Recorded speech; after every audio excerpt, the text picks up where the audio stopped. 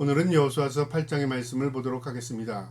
이 8장의 내용은 하나님께서 이스라엘 백성들에게 가나안 땅을 점령하라고 명령하셨고, 그 명령을 받은 여호수아는 이스라엘 백성들을 이끌고 이제 가나안 땅을 하나하나 점령해 들어갑니다. 그 첫 성이 여리고성이었는데요. 이 여리고성은 놀라운 기적적인 방법으로 하나님께서 그 성을 무너뜨려 주셨고, 이스라엘 백성들은 승리함으로 또 놀라운 하나님의 은혜를 경험했습니다. 이제 두 번째 성이 이 아이성을 점령하는 과정에서 그들은 이제 우습게 생각한 거죠. 이 더 큰 성이었던 여리고성도 하나님께서 은혜 가운데 무너뜨려 주셨고 우리가 승리했는데, 이 조그만 성이었던 이 아이성 정도는 한 2, 3천 명만 보내도 우리가 충분히 승리할 것이라고 장담했습니다. 그런데 그들이 2, 3천 명을 데리고 공격했지만 결국은 그 과정에서 36명이라는 희생을 그들이 경험하게 됩니다. 그리고 여호수아가 하나님 앞에 기도하면서, 하나님, 왜 우리가 이런 결과를 갖게 됐습니까? 하나님께서 응답해 주셨죠. 너희가 범죄함으로 이 결과를 얻게 되었다. 그 범죄가 바로 아간의 도둑질이었습니다. 이제 그것을 밝혀낸 이후에 이 두 번째 성이었던 아이성을 하나님께서 점령하라고 다시 명령하는 내용이 이 8장의 내용인데요. 오늘 이 말씀을 통해서 전쟁은 하나님께 속해 있으며 우리가 어떻게 하는 것이 인생의 승리를 우리가 경험하게 되는가, 말씀을 통해서 깨달을 수 있기를 주님의 이름으로 축복합니다. 8장 1절에 여호와께서 여호수아에게 이르시되 두려워하지 말라, 놀라지 말라. 군인을 다 거느리고 일어나 아이로 올라가라. 내가 내게 아이 왕과 그의 백성과 그의 성읍과 그의 땅을 다 내 손에 넘겨주리니. 이스라엘 백성 여호수아 할 것 없이 다 두려워했습니다. 전쟁이 두려운 게 아니라 이 전쟁에 나가서 패배한 것, 다시 또 전쟁을 하면 또 패배하지 않을까, 그런 두려움을 갖게 된 겁니다. 하나님께서 그들에게요 말씀하십니다. 두려워하지 말라. 너희의 모든 것들을 하나님께서 용서하신다. 그리고 너희의 그 죄악을 척결한 것을 내가 봤다, 그 말이죠. 그러니까 우리가 하나님과 우리의 관계를 가로막는 게 범죄입니다. 범죄. 죄가 하나님과 우리의 관계를 가로막습니다. 죄의 문제를 청산하면 하나님과 우리의 관계가 회복됩니다. 그게 회개죠. 이 회개를 통해서 하나님과의 관계를 회복할 때 하나님 다시 은총을 베풀어 주십니다. 이스라엘 백성을 하나님께서 다시 용서하시고, 두려워하지 말라, 놀라지 말라, 군대를 이끌고 아이를 점령해라. 내가 그 왕과 그 땅과 그 백성과 그 모든 것들을 너희 손에 넘겨주겠다, 그 말이죠. 그러니까 하나님이 세상의 주인이십니다. 하나님이 넘겨주시겠다는 거죠. 그러니까 너희는 믿음 가지고 전진해라, 그 말입니다. 2절에 너는 여리고와 그 왕에게 행한 것 같이 아이와 그 왕에게 행하되 오직 거기에서 탈취한 물건과 가축은 스스로 가지라. 너는 아이성 뒤에 복병을 둘지니라 하시니. 하나님께서 뭐라고 말씀하시냐면요, 첫 번째 성이었던 여리고성에서는 모든 탈취물은 다 하나님께 드리라고 했습니다. 그런데 아간이 그걸 도둑질했잖아요. 그게 범죄가 됐습니다. 이제 두 번째 전쟁, 이 아이성 전투부터는요, 하나님께서 이 군사들에게 이 용기를 주시고 또 이 군사들에게 대가를 치르게 하시는데요. 뭐냐면 노획물을 다 너희가 나누라, 그렇게 말씀하십니다. 그러니까 하나님의 은혜죠. 우리가 첫 것에 대한 구별하는 의식이 있잖아요. 우리가 모든 하나님께 구별하는 것. 이 전쟁에서도 하나님 그걸 가르치는 겁니다. 너희가 아무리 승리를 했을지라도, 너희가 다 뭘 탈취했을지라도 너희가 아니야. 하나님이 너에게 승리를 주신 거야. 하나님 인정하고 하나님께 드렸더니 두 번째부터는 어떻게 됩니까? 이제 너희의 모든 나눠라, 그 말이죠. 이게 하나님의 원리입니다. 하나님을 인정함이 내게 복이라. 우리가 하나님을 인정하고 사는 것입니다. 우리가 헌금을 하는 것도, 우리가 11조를 드리는 것도, 우리가 무엇을 섬기는 것도, 우리가 그거 해서 하나님 기뻐하십니까? 아닙니다. 하나님이 인정하는 것입니다. 그거를 하나님이 우리에게 가르치는 것입니다. 하나님을 왜 인정하라고 하십니까? 하나님이 세상을 만드신 창조주십니다. 우리의 주인이 되십니다. 그러니까 피조물이 주인 되신 창조주를 인정하며 사는 것, 당연한 건데요, 결국 그 당연한 원리를 하나님께서 우리에게 깨닫게 하시는 겁니다. 이처럼 하나님께서 탈취물을 나누라고 말씀하시고, 두 번째는 복병을 두랍니다. 그러니까 전략을 가르쳐 주는데, 첫 번째 전략은 어땠습니까? 여리고는 하루에 한 바퀴씩 돌고 마지막 일곱째 날은 7바퀴 돌고 성을 외치라고 했습니다. 성이 무너졌습니다. 그게 하나님의 전술 전략이었습니다. 이번 아이성의 전술 전략은 뭐냐면 복병입니다. 그러니까 매복해서 그들이 성을 빠져나올 때 뒤에서 치게 만드는 겁니다. 그게 전술이죠. 하나님 그렇게까지 지시하십니다. 세미하게 가르쳐 준 거죠. 3절에요. 이에 여호수아가 일어나서 군사와 함께 아이로 올라가서 하려 용사 3만 명을 뽑아 밤에 보내며 이제 3만 명을 추렸습니다. 그리고 그 3만 명을 밤에 이제 그 아이를 향해 돌진합니다. 4절에요. 그들에게 명령하여 이르되 너희는 성읍 뒤로 가서 성읍을 향하여 매복하되 그 성에서 너무 멀리 하지 말고 다 스스로 준비하라. 그러니까 일지는 전면을 향해서 3만 명이 공격하고요. 이지는 적은 수가 그 뒤쪽을 서쪽에 서서 그 뒤쪽을 공격하게 만드는 거죠. 5절에 나와 나를 따르는 모든 백성은 그 다 성읍으로 가까이 가리니 그들이 저와 처음과 같이 우리에게로 쳐 올라올 것이라. 그리할 때 우리가 그들 앞에 도망하면 그들이 와서 우리를 추격하여 이르기를 그들이 처음과 같이 우리 앞에서 도망한다 하고 우리의 유인을 받아 그 성읍에서 멀리 떠날 것이라. 우리가 그들 앞에서 도망하거든 너희는 매복한 곳에 일어나 그 성읍을 점령하라. 너희 하나님 여호와께서 그 성을 너희 손에 주시리라. 하나님께서 이 여호수아를 통해서 가르쳐 주셨고 여호수아는 백성들에게 그렇게 지시한 겁니다. 일지는 전면으로 공격해서 그들이 맞대응해서 성전을 향해 나오게 되면 너희가 후퇴하는 것처럼 뒤를 돌아 도망가라 그 말이죠. 그러면 군대가 추격할 거 아닙니까? 성에서 다 빠져나올 겁니다. 그러면 그 성이 비어 있을 것이고 문이 열려 있을 겁니다. 그때 서쪽에 있던 이 복병들 숨어있던 군대가 그 성에 들어가는 겁니다. 그리고 양면 공격을 하게 만든 거죠. 하나님의 전술 전략입니다. 8절에요. 너희가 그 성을 취하거든 그것을 불살라 여호와의 말씀대로 행하라. 보라 내 앞에서 명령하였느니라 하고 이제 이 성을 점령하게 되면 불사를 합니다. 왜 불사를 하고 했을까요? 우상 숭배입니다. 이 가나안 땅에 있는 모든 족속들은 다 우상 숭배자들이었습니다. 그러니까 하나님을 멸시했던 자들이죠. 결국 이들은 다 척결하게 만든 겁니다. 하나님의 명령이었습니다. 오염되지 않도록. 그리고 이스라엘 백성들이 순수한 믿음으로 살아갈 수 있도록 그 땅을 정화하는 과정이었습니다. 9절에요. 그들을 보내매 그들이 매복한 곳으로 가서 아이 서쪽 베델과 아이 사이에 매복하였고 여호수아는 그 밤에 백성 가운데 잠더라. 이제 일지는 이제 전쟁을 위해서 취침하게 되고 이지는 밤에 서쪽향을 향해서 매복하게 만듭니다. 그리고 여호수아는 백성들과 함께 그 가운데서 잤답니다. 그러니까 지휘관이라고 어떤 좋은 곳에서 자기 안식을 취하고 그 다음에 지시하고 통솔하는 것만이 아니라 이 백성들과 함께 이 군인들과 함께 한 몸으로 한 마음으로 같은 진영에서 같이 잔 겁니다. 이게 지휘관의 모습입니다. 지휘관은요 어떤 것에 자기가 누리고 자기 지위를 이용해서 자기는 위에 있고 그 다음에 부리는 게 지휘관이 아니라 그 지휘자로서 그 군대 백성들을 한 통솔할 수 있도록 그들을 마음을 모을 수 있도록 그들과 함께 할 때 진정으로 훌륭한 지휘관이 되는 겁니다.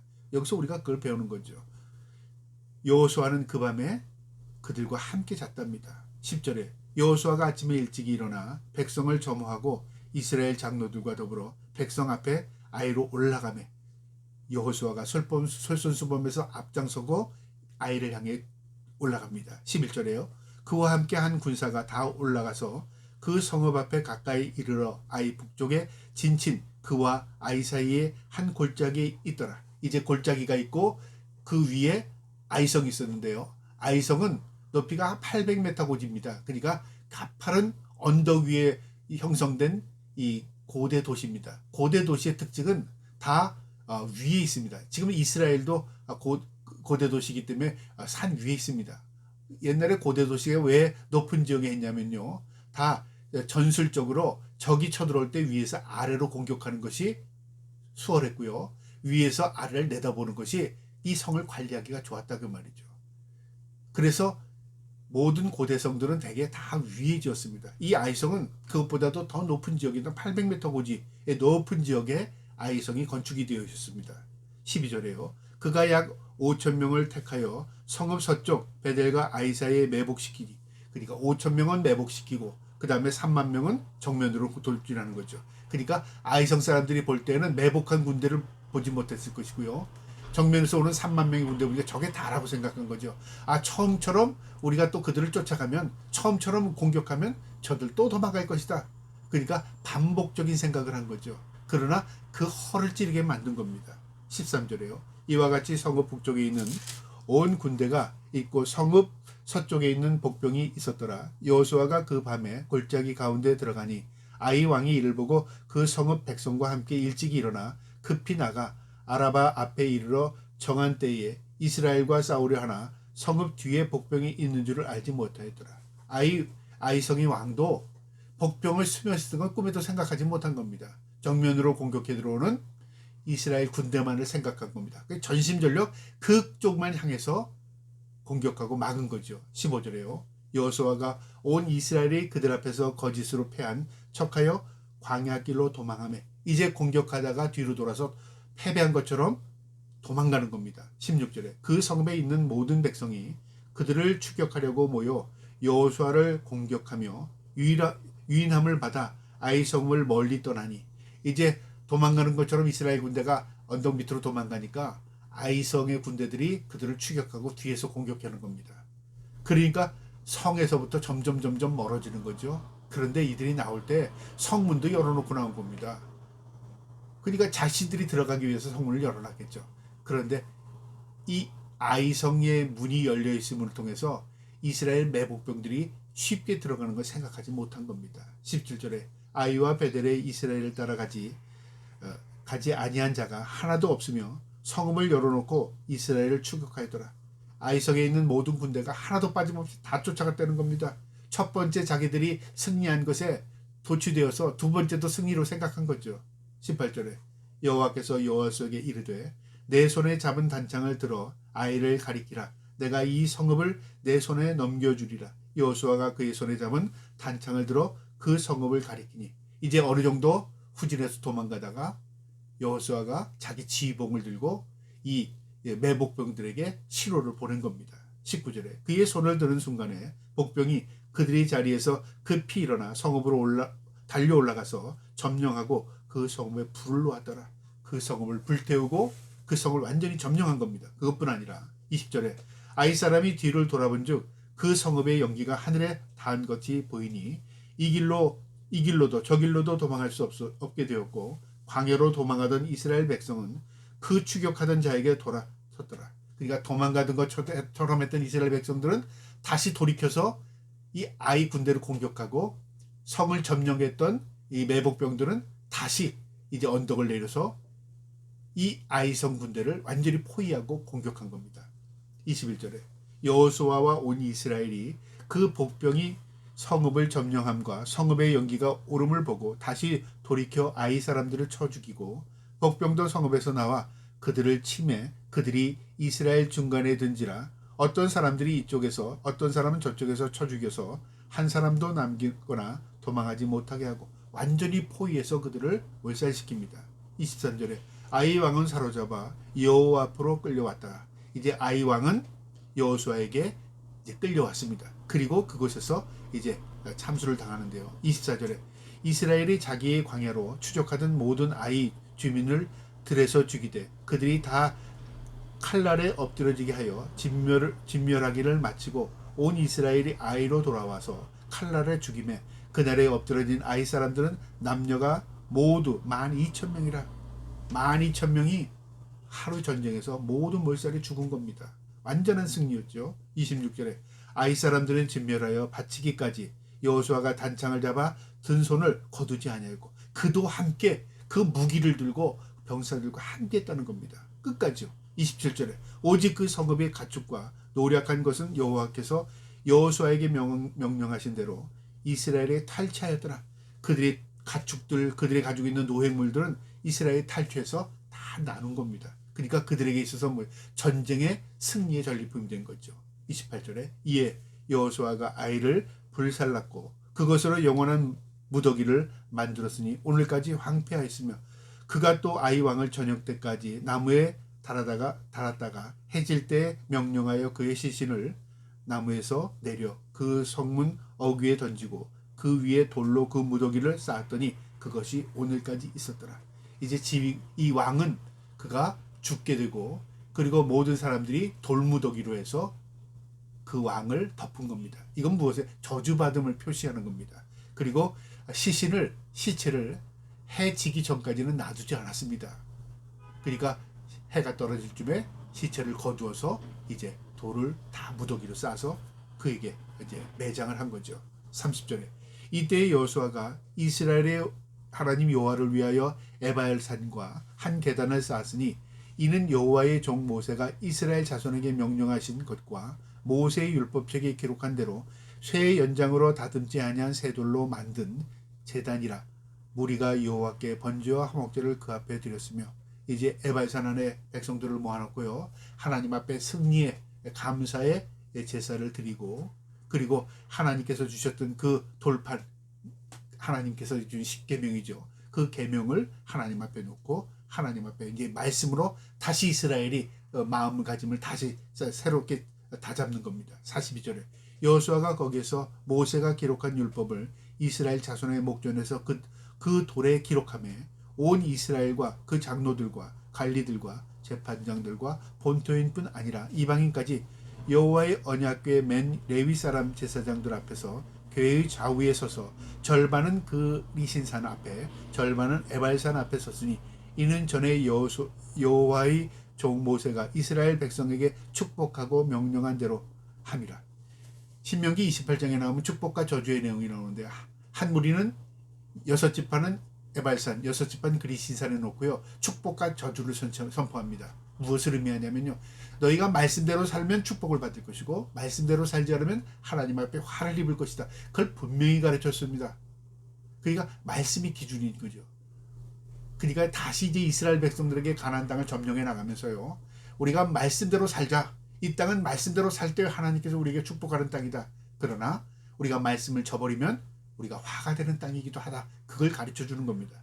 그래서 절반은 그리신산, 절반은 에발산에 놓고 이제 하나님의 축복과 저주를 선포합니다. 34절에 그 후에 여호수아가 율법책에 기록된 모든 것대로 축복과 저주하는 율법의 모든 말씀을 낭독하였으니 모세가 명령한 것은 여호수아가 이스라엘 온 회중과 여자들과 아이와 그들 중에 동행하는 거류민들 앞에서 낭독하지 아니한 말이 하나도 없었더라.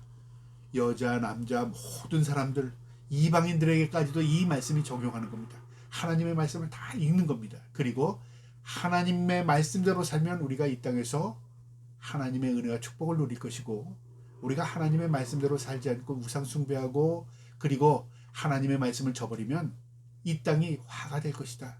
그러니까 땅이 중요한 게 아니라 뭐죠? 하나님이 함께 하시는 땅이 될 수 있도록 우리가 말씀대로 살자, 그 말입니다. 우리에게 주는 교훈도 똑같습니다.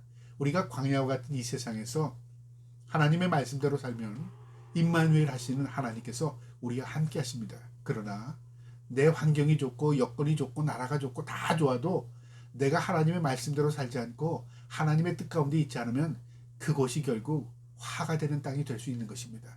이 말씀 마음에 기억하시고요, 늘 하나님이 함께 할 수 있는 우리 모두가 될 수 있도록 말씀 가운데 살 수 있기를 주님의 이름으로 축복합니다. 아멘.